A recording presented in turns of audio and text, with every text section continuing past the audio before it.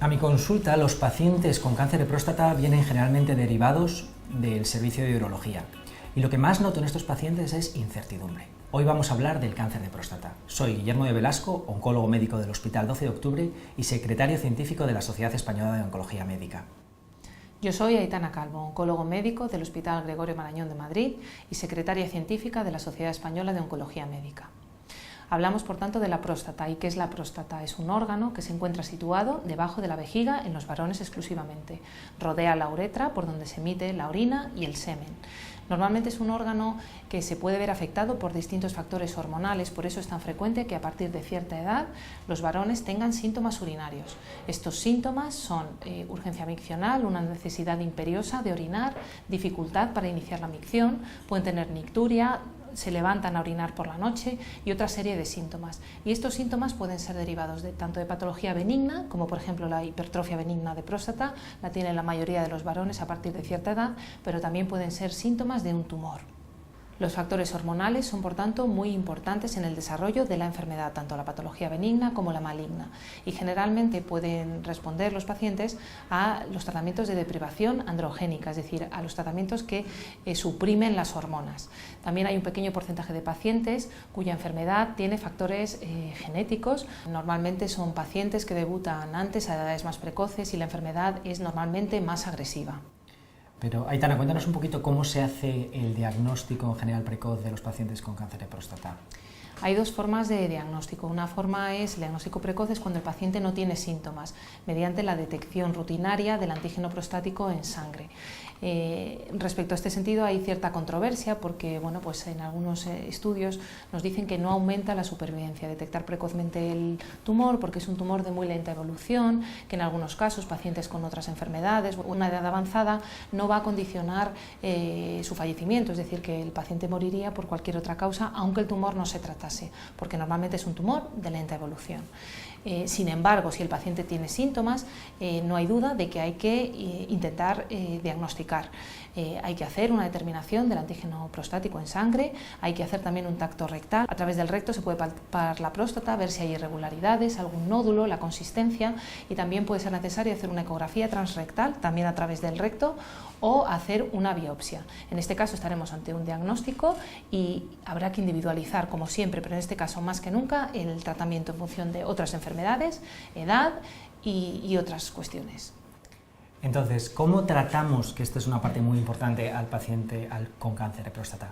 Como decía Aitana, es fundamental que en el cáncer de próstata, no como en otros tumores, va a haber una serie de elementos muy importantes a la hora de tomar la decisión. En primer lugar va a ser cuál es el estadio del tumor, es decir, si el tumor está simplemente localizado o ya es un tumor que se ha extendido.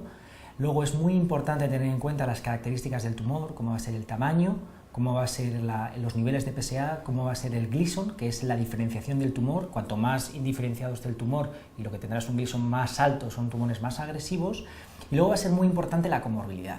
Porque si hay algo característico del cáncer de próstata en los varones, que yo ya esto lo aprendí en la universidad, que si un paciente, que si llegamos a vivir 100 años, todos tendríamos cáncer de próstata. ¿Por qué? Porque estamos todo el rato sometidos a los andrógenos durante nuestra vida, entonces eso hace que sea más posible que tengamos un cáncer de próstata.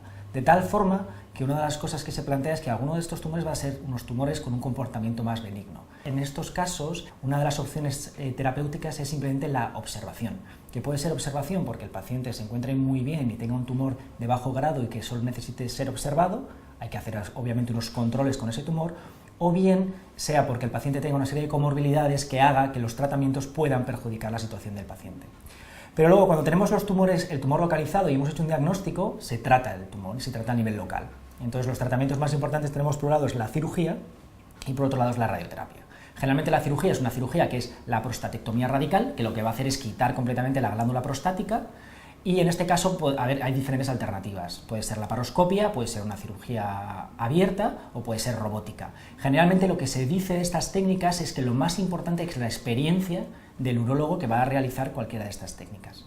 Y luego tenemos la radioterapia, que la radioterapia puede ser o bien externa, es decir, que los haces de la radioterapia van por fuera, o un tratamiento con semillas de radiación que van internas, que se introducen dentro del acto quirúrgico, dentro de la próstata, y emiten radiación, que es lo que se conoce como braquiterapia. Además de todo esto, hay un tratamiento que es el tratamiento hormonal. Como decíamos, el cáncer de próstata de alguna manera se alimenta de las hormonas. Y entonces todos los tratamientos que hacen, sobre todo en tumores un poquito más avanzados, generalmente son tumores localmente avanzados, algunas veces combinados con la radioterapia y en otros casos porque el tumor ya está extendido fuera de la próstata, que se utiliza el tratamiento hormonal. Y a mí me gusta decir a los pacientes que en el fondo es como que sienten una menopausia, porque empiezan con sofocos, porque le vemos de alguna manera deprivado completamente de la testosterona. Esto hace que se controle muy bien la enfermedad. ¿Y también los pacientes pueden recibir quimio? En la enfermedad metastásica tenemos muchos, que es cuando el tumor no está localizado en la próstata, sino que está extendido, generalmente en los huesos. Aparte de la hormonoterapia, va a haber un momento que el paciente va a ser sensible a la hormona, pero llega un momento que la hormona no es suficiente y estos pacientes se hacen resistentes de alguna manera al tratamiento hormonal. El tratamiento hormonal lo continúan, pero además la quimioterapia ha demostrado ser un elemento muy importante para controlar los síntomas y que los pacientes vivan más. Pero en este contexto, gracias a que cada vez se avanzan más, tenemos nuevos tratamientos hormonales que se llaman hormonas de segunda generación, que hacen en algunos casos evitar la quimioterapia, y tenemos otros elementos dirigidos contra el hueso, como puede ser el radium, que han demostrado también aumentar la supervivencia. Es decir, la quimioterapia se sigue utilizando, sí, sigue siendo útil, pero cada vez tenemos más alternativas que en alguna manera hacen que podamos evitar el tratamiento con quimioterapia. Es muy importante recordar lo que hemos dicho al principio, que va a haber unos factores muy importantes para determinar cada tratamiento, que en la enfermedad localizada tenemos una serie de tratamientos radicales muy buenos, con muy buenos resultados, pero que la enfermedad metastásica, gracias a que tenemos cada vez más tratamientos, conseguimos cronificar mucho más la enfermedad del cáncer de próstata. Por tanto, no os olvidéis, como siempre, de llevar un estilo de vida saludable, hacer ejercicio físico, mantener un peso adecuado, no fumar, no beber y el resto de recomendaciones que siempre os recomendamos desde aquí. Nos vemos en el próximo informativo de SEOM.